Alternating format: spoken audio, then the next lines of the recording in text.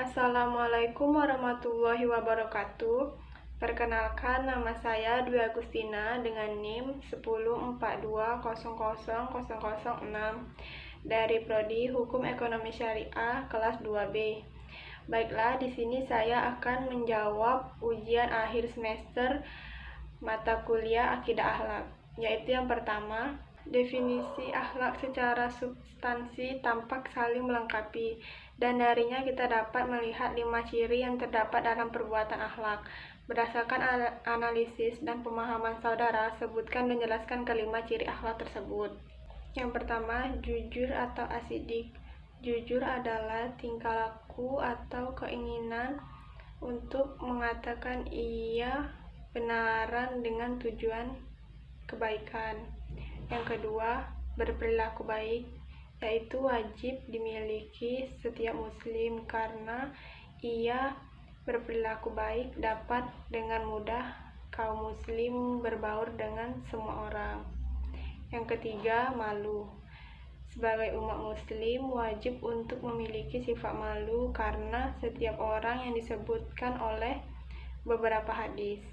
Yang keempat, rendah hati. Untuk memposisikan dirinya, kita harus kondisi sederajat dengan orang lain. Yang kelima, sifat sabar, yaitu sifat menahan hawa nafsu atau menahan diri untuk tidak emosional. Yang kedua, jelaskan alasan saudara ketika saudara menyatakan akhlak dan etika itu berbeda, serta jelaskan apa saja persamaan dan perbedaan antara etika dan akhlak tersebut. Jawabannya, menurut pendapat saya, etika dan akhlak itu sama. Keduanya membahas masalah etika baik buruk manusia. Perbedaannya yaitu etika bertitik tolak dari pikiran manusia, sedangkan akhlak berdasarkan ajaran Allah yang diajarkan. 3. Berdasarkan analisis dan pemahaman saudara, sebutkan dan jelaskan apa saja ruang lingkup ilmu akhlak tersebut. Jawabannya, ilmu akhlak bisa saja disebut dengan yang berisi pembahasan dan upaya mengenal tingkah laku manusia, kemudian memberi nilai baik atau buruk. Apakah perbuatan tersebut tergolong baik atau buruk, dan pokok-pokok masalah yang dibahas dalam ilmu akhlak adalah perbuatan manusia. Yang keempat, silakan saudara jelaskan apa saja metode pembinaan akhlak yang digunakan Rasulullah dan berikan satu ayat Al-Quran yang mempertegas metode tersebut, serta bagaimana cara mengaplikasikan metode tersebut dalam kehidupan sehari-hari. Jawabannya, tugas utama Rasulullah yaitu mengubah umat manusia menjadi insan yang saleh dan melakukan perbaikan.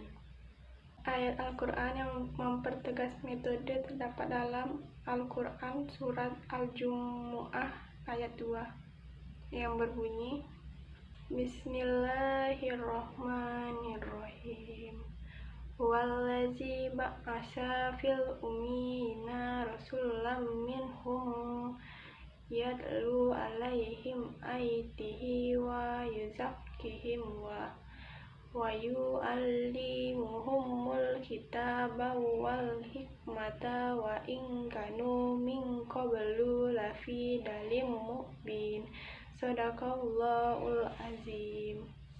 Artinya, dialah yang mengutus seorang Rasulullah kepada kaum yang buta huruf dari kalangan mereka sendiri, yang memahaminya kepada mereka ayat-ayat yang menyucikan jiwa mereka, dan mengejar kepada mereka kitab dan hikmat sunnah, meskipun sebelumnya mereka benar-benar dalam kesehatan yang nyata.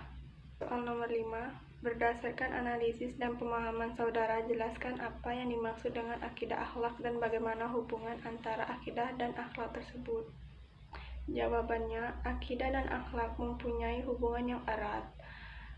Akidah juga merupakan akar atau pokok, sedangkan akhlak merupakan sikap hidup atau kepribadian manusia dalam menjalankan kehidupannya yang dilandasi oleh akidah yang kokoh.